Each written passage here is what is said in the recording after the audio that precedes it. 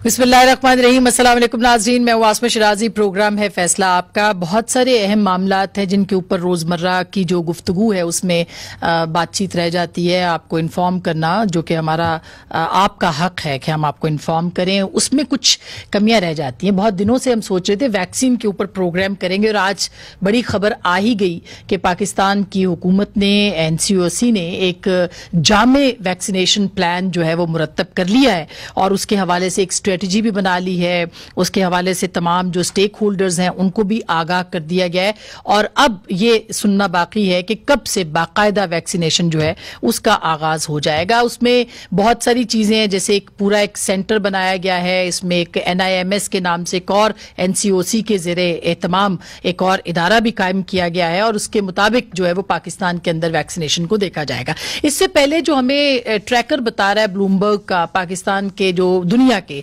57 मुल्कों के अंदर वैक्सीनेशन का आगाज हो चुका है। उन 57 में जाहिर है पाकिस्तान मौजूद नहीं है। रीजन में भी सिवाय हिंदुस्तान के बाकी तमाम जो ममालिक हैं वो अपनी अपनी वैक्सीनेशन का इंतजार कर रहे हैं। सो बहुत सारे सवालात हैं, क्या पाकिस्तान ने देर कर दी है? पाकिस्तान अगर अब करेगा तो किसके साथ मुआहिदा करेगा? कौन कौन सी वैक्सीनेशन लेगा? किस किस मुल्क से राब्ते में है? और क्या वाकई देर हो गई है? क्या वाकई हमें बुकिंग लेट मिली है? ये बहुत सारे सवालात हैं जिनके ऊपर हमने बात करनी है और खास करके जो एडल्ट सेंटर्स, वैक्सीनेशन सेंटर्स बनाए जाएंगे जो कि जिसका आज फैसला किया गया है, ये कहां और किस तरह से ऑपरेट करेंगे, इस पे भी बात हमने करनी है। और इसके साथ साथ पाकिस्तान की जो सियासी सूरत हाल है, कैसे हो सकता है कि हम उसको मिस कर दें, उस पर भी हमने बात करनी है। तमाम मौज़ूआत के लिए हमारे साथ मौजूद हैं NCOC के सरबराह और वजीर मनसूबाबंदी, वफाकी वजीर बराए मनसूबाबंदी जनाब असद उमर साहब। अस्सलाम वालेकुम सर।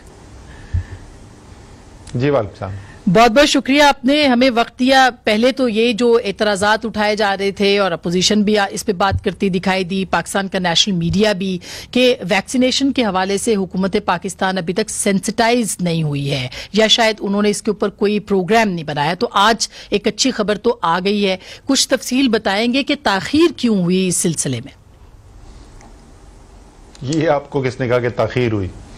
अभी आपने बताया कि दुनिया के को तकरीबन 150 मुल्क हैं जहां पे अभी वैक्सीनेशन नहीं शुरू हुई भी है और जो 98% 99% ममालिक हैं जहां पे वैक्सीनेशन शुरू हुई है वो दुनिया के अमीर तरीन ममालिक है। भारत में वैक्सीनेशन इसलिए शुरू हुई है कि भारत जो है वो दुनिया की वैक्सीन प्रोडक्शन का दुनिया का सबसे बड़ा सेंटर है। तो ये जो वैक्सीन बन रही हैं उनमें से एक से ज्यादा जो है वो भारत में मैन्युफैक्चरिंग हो रही है, इसलिए उनको पहले एक्सेस मिल गया है। तो ये कौन सी ताखीर है जिसकी बात की जा रही है? वो ममालिक जो दुनिया के अमीर तरीन ममालिक की सफ में नहीं है या जहां पे खुद मैन्युफैक्चरिंग नहीं हो रही, उनमें जो सबसे पहले ममालिक जो दुनिया में होंगे जिनके पास वैक्सीन लगनी शुरू होगी उसमें पाकिस्तान का ताल्लुक है। अच्छा। दूसरी बात यह है कि हमने आज नहीं बताया, हम तो बहुत अरसे से बता रहे थे। हाँ। लेकिन हमारी बात का यकीन कम आता है वजह क्या है? क्यों हमारे ऑपोजिशन वालों को हम वो ऑपोजिशन वालों को बेचारों इतनी मार इतनी पड़ी है, इतनी जिंदगी उनकी मुश्किल हुई है ना हमारी वजह से। सियासी तौर पे वो आधे तो बेरोजगार हो गए, वो तो फारिग हो गए, असेंबलियों से फारिग हो गए। तो वो जाहिर है जब इतना दुखी दिल हो तो बात का यकीन कम आता है। सो एनीवे कोई बात नहीं। तो उसके लिए हमने आपको पहले बताया था कि हमारी 3 जो हैं वैक्सीन्स उनके तो ड्रग रेगुलेटरी अथॉरिटी के approvals, emergency use authorisation approvals हो चुके हैं। हम मुख्तलिफ कंपनियों के साथ, और ये भी हमने आपको पहले बताया था कि जो चाइनीज कंपनीज हैं उनके साथ हम बराह रास्त भी बात कर रहे हैं और चाइनीज हुकूमत के जरिए भी ये काम किया जा रहा है। और उस वक्त हमने इसका इसलिए यकीन दिलाया था कि जो शुरू के ममालिक हैं जिनके अंदर ये वैक्सीन जाएंगी चाइना से, उसके अंदर पाकिस्तान भी शामिल होगा। इसके अलावा मगरबी सोर्सेज से भी आप वैक्सीन अरेंज कर रहे हैं और आपको हमने ये कहा था कि वैक्सीन जो है वो लगनी शुरू हो जाएगी पाकिस्तान में पहली सहमाही के अंदर, यानी मार्च तक ये लगनी शुरू हो जाएंगी। और जो मुझसे बात करते थे ऑफ कैमरा, मुझसे बात करते थे मीडिया के दोस्त, तो मैं उनको ये भी बताता था कि हम थोड़ा सा मार्जिन रख के बता रहे हैं, उम्मीद है कि इंशाल्लाह ताला उससे हम बहुत पहले ले आएंगे। तो ये मार्च के आखिर तो छोड़िए, फरवरी के पहले हफ्ते में इंशाल्लाह ताला पाकिस्तान में वैक्सीन लगनी शुरू हो जाएगी। अच्छा, चूंकि 7वां बड़ा एटमी मुल्क है पाकिस्तान, तो जाहिर है उसमें तो फिर अगर 57 में ना हो तो फिर तो एक वजह तो समझ में बतानी चाहिए कि 7 7वां एटमी मुल्क, पहला इस्लामी मुल्क, और आपको वैक्सीन, यही वो तनकीद है जो कि हो रही है इस वक्त नेशनल मीडिया के ऊपर, सोशल मीडिया के ऊपर। ये बच्चों वाली तनकीद है ना। हाँ। ये बच्चों वाली तनकीद है। देखें, जिनको वैक्सीन मिली उन्होंने अरबों डॉलर जो है वो रिस्क पे डाल के पहले से प्री बुकिंग करा दी।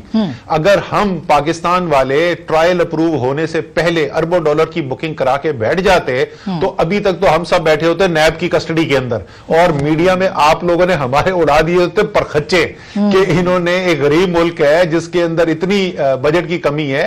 ये 57 मुल्कों की जरा लिस्ट निकाल के देख लें और उनकी पर कैपिटा इनकम निकाल के देख लें। वो तो इजराइल तो नंबर 1 है, उसके ऊपर इजराइल नंबर 1 है, यूएई नंबर 2 है, बाकी चाइना 10वें नंबर पे है। लेकिन नैब से डर गए आप, यहाँ पे नैब से डर गए आप। नहीं, नैब से डरने की बात नहीं, मैं कह रहा हूं बिलियंस ऑफ डॉलर्स आपके पास हैं। हाँ। इजराइल की पर कैपिटा इनकम आपसे 50 गुना ज्यादा है, यूएई की पर कैपिटा इनकम आपसे 100 गुना ज्यादा है। आप अपना मुकाबला कर रहे हैं अमीर तरीन ममालिक से। आपका जो इस वक्त आज टीवी का जो कैमरा और इक्विपमेंट है ना, वो दुनिया में 58 ममालिक हैं जो इससे बहुत बेहतर कैमरे होते हैं, लेकिन आपके जितने पाकिस्तान में मसाइल हैं उसके लिहाज से काम करेंगे ना, मुकाबला भी आपका जो है वो दुनिया टीवी से, ARY से, जियो से किया जाएगा। आपके रिसोर्सेज का मुकाबला CNN से और BBC से नहीं किया जाता। दुरुस्त बात है सर। मैं यही जानना चाह रही हूँ कि ज़ाहिर तरजीहात हैं, फिर मुआशी मसाइल हैं पाकिस्तान के। आपके ख्याल में अगर ये अभी शुरू होती है, यानी फरवरी के पहले हफ्ते से शुरू होती है, तो कब तक आप मुकम्मल कर लेंगे? और फिर क्या डेटा आपके पास अवेलेबल है? अभी तक तो मरदमशुमारी के जो डेटा है उसके ऊपर भी एतराजात हैं और तहफ़्फ़ुज़ात हैं, तो क्या आपने सिस्टम रखा है जिसके तहत आप आगे जाके इसको मुकम्मल करेंगे? देखिए, एक पाकिस्तान की जो स्ट्रेंथ है उसमें से हमारा जो यूनिक आइडेंटिफिकेशन का सिस्टम है, और वो निज़ाम क्या है, वो नादरा का नेशनल ID कार्ड का निज़ाम है। आपको शायद ये हैरानी हो ये सुन के कि दुनिया के दर्जनों ममालिक ये हैं जहां पे ऐसा यूनिक आइडेंटिफिकेशन का निज़ाम नहीं है, तो ये हमारी बहुत बड़ी एक स्ट्रेंथ है। तो हमारे पास डेटाबेस तो बहुत पावरफुल अवेलेबल है। जिस तरीके से ये काम किया जा रहा है, पहली तरजीह जो है हमने बनाई थी हेल्थ केयर वर्कर्स और front line health care workers, क्योंकि हम उनको अगर हिफाजत फराहम कर सकते हैं तो उन्होंने ही जो कोरोना के मरीज आने हैं उनका इलाज करना है, तो उनका तहफ़्फ़ुज़ करना जो सबसे ज़रूरी था। इसलिए हमने उनके लिए जो तरीक़ेकार निकाला वो बाकायदा इश्तहार निकाले गए, रीच आउट किया गया, और जो हस्पताल हैं उनके जरिए भी ये पैगाम दिया गया, प्रोविंशियल हुकूमतों की हेल्थ डिपार्टमेंट्स के जरिए भी पैगाम दिया गया कि जी अगर आप हेल्थ वर्कर हैं तो आप रजिस्टर करें इस वैक्सीन के लिए।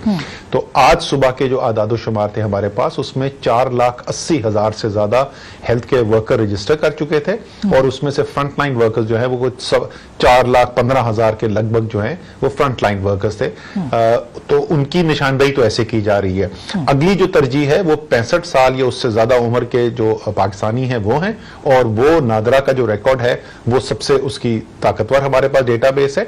बट वहां से उसके अलावा भी हम दोबारा इसी तरीके से उनकी रजिस्ट्रेशन के लिए भी उनको इनवाइट करेंगे कि वो भी अपने आप को रजिस्टर कर सके। अच्छा, ये जो आपने कहा चाइना से आप लोग राब्ते में हैं, उनकी आप लेंगे जो वैक्सीन है, इसके अलावा मगरबी ममालिक के साथ भी, फिर WHO ने भी कोई 2% लोगों को फ्री देने के लिए कहा है, जो कि 20 जो 2 करोड़ के करीब बनती है तादाद, अगर मैं गलत नहीं हूं तो आप मुझे सही कर सकते हैं। तो क्या बाइफिकेशन आपके पास क्या है? End of the day 24 crore में से अगर 12 करोड़ को भी लगाना है तो कितने कहां से आप वैक्सीन हासिल करेंगे? देखें, यही जो आप बोल रहे हैं ना कि तैयारी बड़ी ताखीर कर दी, और अभी हमने जो एक अलायंस बना, ग्लोबल अलायंस, उसका नाम है कोवैक्स, यानी कोविड वैक्सीनेशन के नाम से, और हम उसके सिग्नेटरी बने, हमने दस्तखत किए जब जफर मिर्जा साहब होते थे। ये अगर मुझे सही याद पड़ता है तो ये मई का महीना था पिछले साल, यानी आज से 8 महीने पहले हमने ये प्लानिंग की, थिंकिंग की, और हम कोवैक्स के जो सबसे शुरू के जो मुल्क थे जो उसके सिग्नेटरीज बने, हम उसका हिस्सा बन गए। उससे हमारे पास ये राइट क्रिएट हुआ कि कोवैक्स ने ये कमिट किया है कि 20% आबादी के बराबर जो है वो वैक्सीन फराहम करेंगे। तो ये पाकिस्तान के लिए बन गए तकरीबन 45 मिलियन लोग, या 4.5 करोड़ लोग जो है उनकी वैक्सीनेशन होगी। पाकिस्तान में 18 साल की उम्र से कम के लोगों को वैक्सीन नहीं लगाई जाएगी, तो जो पाकिस्तान में टोटल यूनिवर्स बनता है तकरीबन वो 8 करोड़ लोगों का बनता है जिनको वैक्सीन लगाने की जरूरत है। उसके अंदर भी ये वबा जो है वो ज्यादा इसका जोर जो है वो बड़े शहरों के अंदर है। कराची है, लाहौर है, पेशावर है, इस वक्त हैदराबाद है, ये 4 शहर में सबसे ज्यादा इस वक्त जो वबा है। उसके अलावा इस्लामाबाद, पिंडीवारा, ये दूसरे शहर हैं।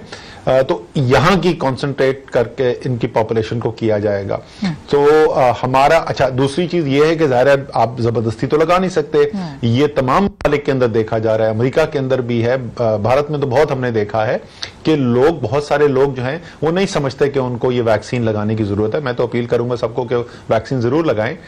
तो अंदाजा ये है कि ये जो 8 करोड़ हैं उसमें से भी एक हिस्सा ऐसा होगा जो वैक्सीन लगाने को तैयार नहीं होंगे, और 4.5 करोड़ तो आपकी हो गई जो कोवैक्स के जरिए आएगी। इसका मतलब 3.5 करोड़ के करीब बाकी लोग हैं जिनके लिए हमने हुकूमत ने खरीदनी है या प्राइवेट सेक्टर ने इंपोर्ट करना है। वो आपको पता है कि हमने प्राइवेट सेक्टर को भी इंपोर्ट की इजाजत दे दी है कि जो मुखय्यर हजरात हैं वो डायरेक्टली उनसे भी खरीद सकते हैं। तो ये अदादो-शुमार हैं, उसमें तमाम लोगों को वैक्सीन फराहम करने में तो कोई मुश्किल नहीं होगी। लेकिन इवन जो सारे दुनिया के बड़े ममालिक भी हैं वहां पर भी अगर आप देखें तो ये कई महीनों का सफर है। अमेरिका जिसके पास सबसे बड़ी स्टॉक पाइल है, तो जो बाइडेन का आपने ऐलान सुना होगा, उसने सदर बनने से पहले जो किया था 100 मिलियन इन 100 डेज, यानी वहां पर भी 1/3 आबादी से भी कम बनती है ये अमेरिका की, तकरीबन 30% से जरा से कम बनती है आबादी। उस पे उनका टारगेट ये है कि उन्होंने 3.5 महीने के अंदर इन लोगों को वैक्सीनेट करना है। और जो ये जो ट्रायल्स हो रहे थे, लोग हैं 8 ठीक, ये जो ट्रायल्स हो रहे थे इसके, चाइना की जो वैक्सीन थी पाकिस्तान में उसके ट्रायल्स हुए, उसके नताइज भी आ चुके हैं आपके पास, और अगर आए हैं तो वो क्या, कैसे नताइज हैं, वो सही है? हम जी बिल्कुल, पाकिस्तान ने पार्टिसिपेट किया था। कैंसाइनो जो कंपनी है उसकी ट्रायल्स के अंदर पाकिस्तान ने हिस्सेदार था उसके अंदर, और ये पाकिस्तान की तारीख में पहली दफा हुआ है कि किसी वैक्सीन की डेवलपमेंट के ट्रायल्स जो है वो पाकिस्तान में भी हुए। आज तक कभी तारीख में ऐसा नहीं हुआ था। और ये कैंसाइनो के तकरीबन 17,000 पाकिस्तानी जो हैं वो ट्रायल में उन्होंने हिस्सा लिया अभी तक। उसके प्रिलिमिनरी रिजल्ट्स आना शुरू हो गए। उसके हतमी जो रिजल्ट्स हैं उसकी इवैल्यूएशन मुकम्मल होगी हमारे अंदाजे के मुताबिक फरवरी के 3रे हफ्ते तक जाके। और अभी तक तो जो रिजल्ट्स आए थे इसे थर्ड फेज से पहले वो ठीक थे, वो अच्छे इनकरेजिंग रिजल्ट्स थे। देखिए हम इंतजार करते हैं कि क्या रिजल्ट्स आते हैं। उम्मीद है कि अच्छे रिजल्ट्स आएंगे। असद साहब, वैसे थोड़ी सी आपकी तारीफ कर दूं तो कोई आप बुरा तो नहीं मनाएंगे। वैसे आपने अच्छा एनसीओसी को चलाया, इसमें कोई शक नहीं है, लेकिन अब जो असल मरहला है ये अब वैक्सीनेशन के स्टार्ट, तो आप इसको कैसे मैनेज करेंगे? ये आप ही के अंडर ये कमेटी और ये सेंटर और ये जो बना है immunisation, national immunisation management centre, ये आप ही के अंडर काम करेगा, और डीएचए उसको आप कैसे कनेक्ट करेंगे? क्या इसका प्रोसीजर क्या होगा? देखिए इसका जो निज़ाम है, आप कह रहे हैं असल प्रोसीजर अब वैक्सीनेशन का आया है। मेरे ख्याल में 2020 दुनिया के लिए बड़ा मुश्किल साल था, और हमने नहीं, दुनिया ने तारीफ की जो पाकिस्तान के अंदर काम हुआ, चाहे वो बिल गेट्स हों या लैरी समर्स हों या वर्ल्ड हेल्थ ऑर्गेनाइजेशन हो या वर्ल्ड इकोनॉमिक फोरम हो या यूनाइटेड नेशंस के जनरल असेंबली के प्रेसिडेंट हो, सब ने तारीफ की पाकिस्तान की, सिंगल आउट करके तारीफ की उन चंद ममालिक में से जिन्होंने अच्छा काम किया। आगे जो ये काम हो रहा है वैक्सीनेशन का, उसका भी हम पहले जो काम करते रहे उसके अंदर भी क्या तरीकाकार था कि वफाक कोई अकेले बैठ के ये काम नहीं करती, एक मजबूत तरीके से सूबों को साथ शामिल करके फैसला साजी के अंदर भी मुशावरत होती है, और उसके बाद जब इम्प्लीमेंटेशन होती है तो वो भी जाहिर है सूबों ने करनी है। ग्राउंड के ऊपर ज्यादातर काम जो है वो सूबों का है। उसी तरीके से वैक्सीनेशन का काम किया जा रहा है। आज सुबह भी डॉक्टर रजा पेचियो हमारे साथ एनसीओसी में मीटिंग में थी और थोड़ी सी वैक्सीनेशन की बात हुई, लेकिन तफसीली बात जो है कल फैसल सुल्तान चेयर करेंगे एक मीटिंग, तमाम सूबाई वज़राए सेहत होंगे उसके अंदर, और ये वैक्सीनेशन की तफसील जो है इम्प्लीमेंटेशन की उसमें डिस्कस होके फाइनलाइज किया जाएगा। मेरे 2 रोल्स बनते हैं इसके अंदर। एक तो एनसीओसी अभी भी वो मरकजी किरदार कोऑर्डिनेशन का कर रही है, वो एनसीओसी के प्लेटफॉर्म से ये सारी होमवर्क किया गया है, और जो प्रोविंसेस के साथ कोऑर्डिनेशन है वो एनसीओसी करेगी। और दूसरा जो है जो प्रोक्योरमेंट के लिए, वैक्सीन खरीदने के लिए काबीना ने एक कमेटी बनाई थी। उस कमेटी को भी मैं चेयर कर रहा हूं। तो जी मेरी इसके अंदर आपने कहा सिंध हुकूमत के साथ भी आपकी बात हो गई और सिंध ने ऑलरेडी 14 वैक्सीनेशन, उन्हीं का ये कहना था कि वफाक उनको इजाजत नहीं दे रहा कि वो वैक्सीन जो है वो दरामद करें, बाहर से मंगवा सकें। अल्लाह जानता है। हाँ। ये मैंने पहले भी सुना था डॉक्टर अजरा पेचियो से। हाँ। अल्लाह जानता है उनको किसने कह दी। हम बार बार उनको समझा चुके हैं। हमने तो, मैंने अभी आपको बताया, प्राइवेट सेक्टर को इजाजत दी हुई है।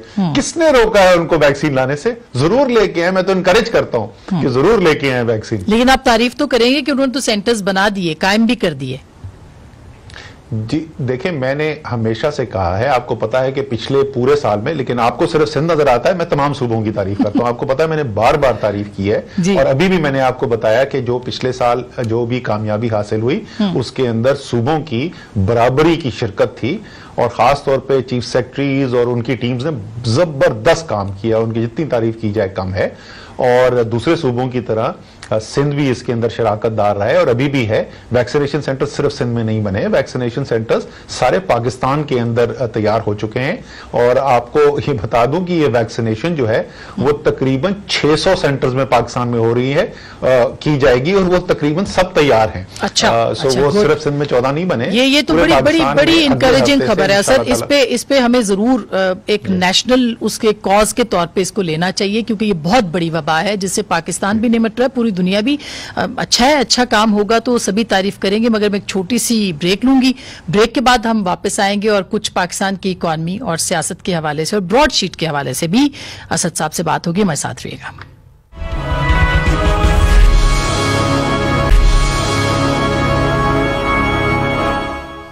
वेलकम बैक नाजरीन, एक दफा फिर आपको खुशामदीद कहते हैं। वफाकी वजीर बराए मनसूबाबंदी NCOC के सरबराह जनाब असद उमर साहब हमारे साथ मौजूद है। असद साहब, QC साहब ने क्या आपसे भी मुलाकात हुई थी और फिर प्राइम मिनिस्टर से भी मुलाकात हुई थी ब्रॉडशीट के मामले में?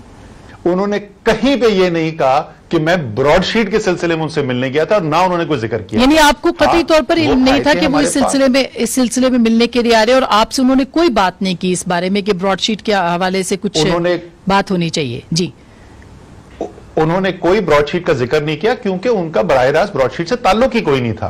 वो ब्रॉडशीट के ओनर्स से, वो ब्रॉडशीट के लिए नहीं काम करते। वो ब्रॉडशीट के ओनर्स को वो जो उन्होंने व्हाट्सएप मैसेजेस जो छापे हैं वो क्या कह रहे हैं? वो जफर साहब ब्रॉडशीट के मालिक को ये कह रहे थे कि मैं हुकूमत में लोगों के साथ मिला हूं और मैं इनसे एक असाइनमेंट ले सकता हूं कि चोरी का पैसा रिकवर करने के लिए। उन्होंने कहीं पे इस पूरी कॉरेस्पॉन्डेंस को तो दोबारा पढ़ लें, उसमें कहीं ये जिक्र नहीं है कि ब्रॉडशीट के कोई पुराने मामले जो फंसे हुए उसके ऊपर बातचीत हो रही थी। एनीवे, तो इलेक्शन हो चुका था, हुकूमत बनी हुई थी। मुझे इमरान खान साहब ने कहा कि ये कोई बाहर से आए हुए और वो कह रहा है कि मैं पैसे रिकवर करने का कुछ काम कर सकता हूं, तो तुम इससे मिल लो।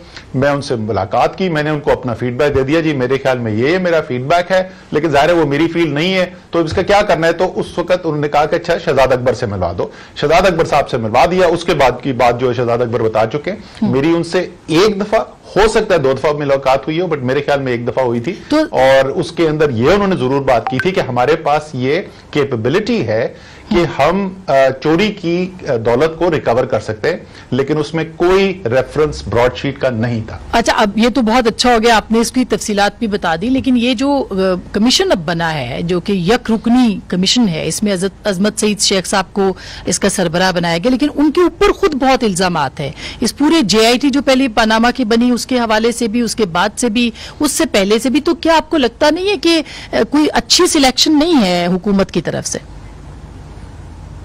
सुप्रीम कोर्ट के जस्टिस, सीनियर मोस्ट जजेस में से एक, उनके ऊपर क्या इल्जाम लगा हुआ है? जरा मुझे ये बता तो देना, उनके पनामा में इल्जाम क्या लगा है? उन पे इल्जाम ये लगा है कि उनको जो मियां नवाज शरीफ ने चोरी की थी और रंगे हाथों पकड़े गए थे, वो इल्जामात नजर आ रहे थे और उसके मुताबिक उन्होंने फैसला कर दिया। उनके ऊपर कौन सा इल्जाम लगा है? जरा मुझे बताइए ना। अजमत सईद के ऊपर कौन सा अभी वो शौकत खानम के पैसे खा गए थे? बोर्ड ऑफ गवर्नर्स में भी तो शामिल है, तो क्लैश ऑफ इंटरेस्ट तो है वहां पे मौजूद कि अगर वो शौकत खानम के उसके ऊपर मौजूद है तो उनको नहीं होना चाहिए सर फिर। और फिर उस वक्त भी वो नैब के डिप्टी प्रोसिक्यूटर थे सर। सुन लेना बात मेरी, शौकत खानम के बोर्ड ऑफ ट्रस्टीज पे शौकत तरीन भी रह चुके हैं जो वजीर खजाना थे जरदारी साहब के। शौकत खानम कोई सियासी इदारा नहीं है, शौकत खानम एक फलाही इदारा है, और जो लोग उसके बोर्ड ऑफ ट्रस्टीज पे काम करते हैं वो इमरान खान की सियासत से मुंसलिक नहीं होते हैं, बल्कि उसमें से तकरीबन ना होने के बराबर कोई भी ऐसा शख्स होगा जो उसके बाद कोई सियासत में गया होगा। वो जो है, अगर board of trustees of Shaukat Khanum पे काम करते थे तो मुझे तो इससे यह पता चला कि वो एक इंतहाई ईमानदार इंसान है और वो पुरखुलूस हैं पाकिस्तानियों के लिए और इंसानियत के लिए, और बगैर किसी मुआवजे के वो अपना टाइम निकाल के मदद करने की कोशिश करते थे। सर, आज मरियम साहिबा ने ये कहा कि वो खुद ही हट जाए वरना हमारे पास कुछ ऐसी चीजें हैं फिर वो हमें दिखाना पड़ेंगी, तो ये एक धमकी है जो कि उन्होंने दी है। तो अगर ऐसा हुआ तो ये और मामला कंट्रोवर्शियल नहीं हो जाएगा, ये कमीशन कंट्रोवर्शियल नहीं हो जाएगा? लेकिन मेरा आपसे सवाल ये है कि अगर वो सुप्रीम कोर्ट के जस्टिस थे, अगर ऐसी कोई चीजें थी तो कौम के सामने पहले क्यों नहीं लेके आए? ये अब धमकी की, और ये कौन सी धमकी होती है कि ये अस्मा, ये मैं पहले भी बात कर चुका हूं और आप देख चुकी हैं, आप विटनेस हैं, पूरी कौम इस बात की विटनेस है। नेशनल असेंबली में खड़े होते हैं और एतजाज अहसन एक दिन बताते हैं हमें कि चौधरी निसार जो है उन्होंने क्या क्या गलत काम किए हुए हैं और मेरा मुंह ना खुलवाएं। अगले दिन चौधरी निसार खड़े होते हैं, वो कहते हैं एतजाज अहसन ने क्या क्या गलत काम किए हुए, मेरा मुंह ना खुलवाएं, और तीसरे दिन दोनों खड़े हो जाते हैं, वो कहते हैं अच्छा जमहूरियत के लिए दोनों खामोश रहेंगे। यार, अगर किसी ने कोई गलत काम किया हुआ है तो वो कह रहे हैं कि अगर आप हमारी चोरी पकड़ने का काम करेंगे तो फिर तो हम सब बता देंगे, बाकी उसके अलावा अगर आप हमें नहीं पकड़ते तो जो मर्जी आप करते। इसका मतलब है कि हुकूमत अपना फैसला नहीं तब्दील करेगी। अजमत सईद शेख साहब के हवाले से कोई फैसला तब्दील नहीं होगा, कोई प्रेशर अपोजिशन का नहीं लिया जाएगा। क्यों? वो खैर अपोजिशन का प्रेशर तो वो आपने देख लिया, वो पिछले 2.5 साल से प्रेशर डाल रहे हैं, उस प्रेशर का कितना असर होता है। लेकिन अगर कोई ठोस वजह हमें समझ में आए, अगर हमें कोई आप मंतक बता सके सिवाय इसके कि ऑपोजिशन ने रौला डाल दी है कि शेख अजमत सईद को हटा दिया जाए, ये तो बुनियाद नहीं हो सकती। अगर आप कोई ठोस बात आए तो बिल्कुल उसको कंसिडर किया जा सकता है। एज ऑफ राइट नाउ हमारे सामने ऐसी कोई चीज नहीं आई है कि एक हाईली रिस्पेक्टेड जज of the highest court of the land जो है उसको हम क्यों हटा दें सिर्फ इस वजह से कि मरियम खुश नहीं है। अच्छा साहब, अब चूंकि हम तो वैसे पूछना ये भी चाह रहे हैं कि ब्रॉडशीट के अंदर तो बहुत सारे जर्नैलों का नाम भी आ रहा है, तो क्या उनका भी एहतसाब होगा या ये सिर्फ और सिर्फ सियासतदानों के लिए ही मखसूस रहेगा ये ब्रॉडशीट वाला केस जो है?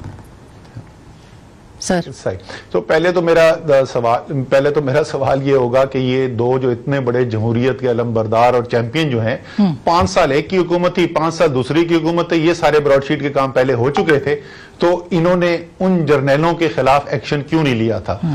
दूसरी बात यह है कि बिल्कुल जो अगर किसी ने गलत काम किया है, वो सियासतदान हो, वो जर्नैल हो, वो जज हो, वो सहाफी हो, वो मीडिया का ओनर हो, वो जवाबदेह होना चाहिए कौम के सामने और कानून उस पर बराबरी की बुनियाद पर लागू किया जाना चाहिए। इससे पहले कि मैं ब्रेक पे जाऊं सर, ये भी बताते चले कि क्या आज पार्लिमानी कमेटी का इजलास भी था, पंजाब की जो गवर्नेंस है उसके ऊपर भी बहुत सारे सवालात उठते रहे हैं और अभी भी उठ रहे हैं। कहा जा रहा है कि पंजाब परफॉर्म नहीं कर पा रहा, तो क्या आपको लगता है कि उस्मान बुज़दार साहब जो है वो बिल्कुल मुस्तकिल परमानेंट किस्म के सीएम है, उनको तब्दीली के हवाले से पीटीआई के अंदर कोई बात नहीं हो सकती, खान साहब कोई फैसला नहीं ले सकते?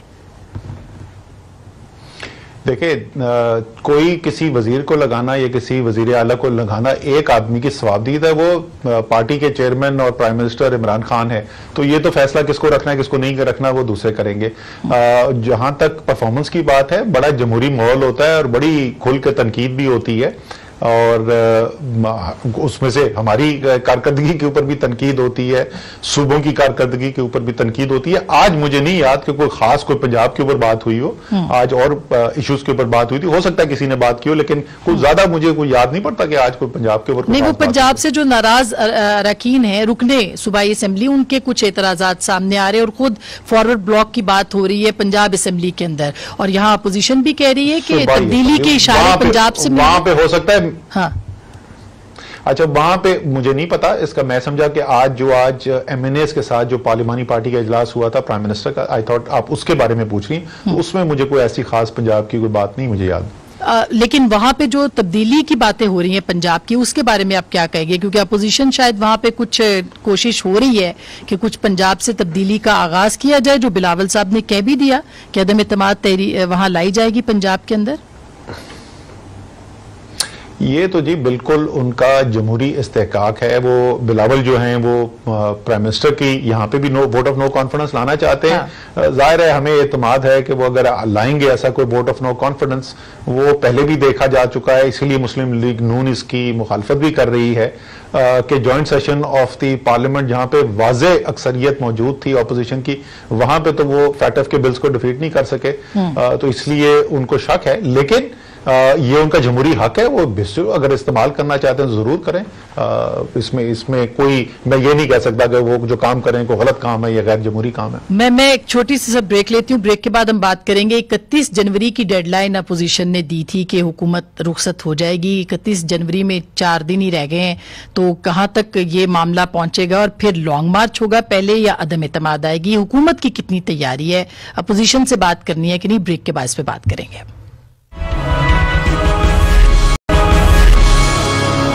वेलकम बैक नाज़रीन, एक दफा फिर आपको खुशामदीद कहते हैं। जनाब असद उमर साहब हमारे साथ मौजूद हैं। असद साहब, कुछ ही मिनट हैं तो हम ये चाह रहे हैं कि 31 जनवरी की डेडलाइन अपोजिशन ने दी थी कि हुकूमत घर चली जाए, वजीर आजम इस्तीफा दे दें।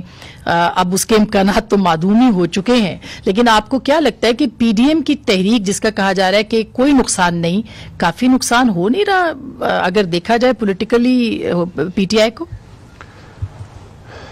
ये वैसे बिल्कुल आपकी दुरुस्त बात है कि नुकसान तो बेतहाशा हुआ है पीडीएम के मूवमेंट का, और जो पीडीएम की पार्टीज जो उसके अंदर मौजूद हैं उनको नाकाबिल तलाफी सियासी नुकसान हुआ है। तो वाकई में मुस्लिम लीग नून और JUIF और जितनी पार्टीज हैं, पीपल्स पार्टी को शायद इतना नुकसान नहीं हुआ, लेकिन दूसरी जो पार्टी है उनको तो बेतहाशा नुकसान हुआ है। तो ये तो बिल्कुल मैं आपकी बात से इत्तेफाक करता हूं कि उनको बहुत सख्त शदीद नुकसान हुआ है कि उन्होंने जो सियासत की और वो इतनी बुरी तरीके से नाकाम हुई, सारी कौम ने देखा।